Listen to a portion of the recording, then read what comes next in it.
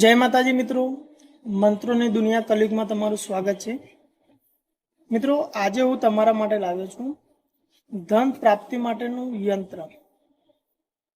જે અગાઉ આપણે દેવી દેવતાઓના મંત્ર વિશે જાણ્યું છે। એ પ્રમાણે મિત્રો 3 હોય છે: તંત્ર, મંત્ર અને યંત્ર। તો આજે આપણે જાણીશું કે યંત્ર।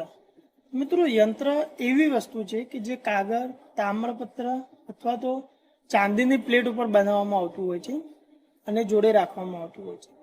તો આવું જ હું તમને આજે એક ધન પ્રાપ્તિ માટેનું યંત્ર આપવાનો છું। તો આ યંત્ર એવું છે કે જે તમે બનાવી અને જો તમારી પાસે રાખો છો તો તમારી ધનમાં વૃદ્ધિ થતી હોય છે। એટલે કે પૈસા જે નથી આવતા હોતા તે આવતા હોય છે અને બહુ બધા ફાયદા થતા હોય છે મિત્રો। તો મિત્રો, યંત્ર હું તમને આ વિડીયોની અંદર આપવાનો છું, જેનો તમે એસેસ લઈને બનાવી શકો છો।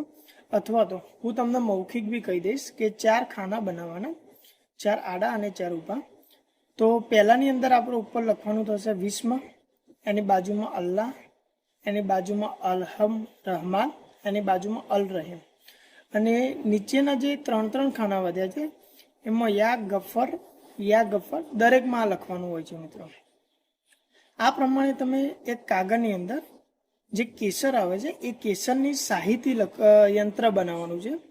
અને આ યંત્ર બનાવ્યા પછી લોબનનો ધૂપ આપી અને જોડે રાખવાનું છે। આને તમે છે ને શુક્રવારે ધૂપ આપી અને શુક્રવારે બનાવવાનું રહેશે।